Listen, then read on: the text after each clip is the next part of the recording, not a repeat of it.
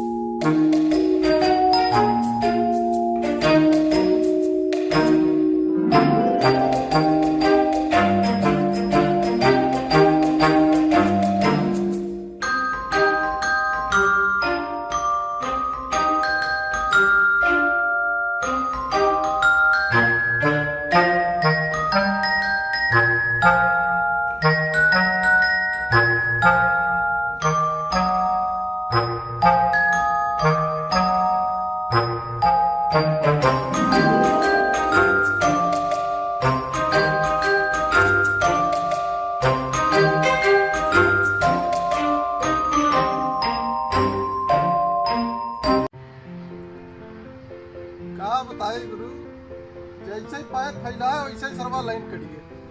हमका लागत आज रात की भगवान ने और आज ठंडे में बनी थे। मैंने का बताए, जब तक हम पैर फैलाए थे तब तक ससुराल लाइन चली जाती। बताए 50 किलो पैर फैलाए, पैर फैलाए तो हमारे एकदम जान लग करिहा टेढ़।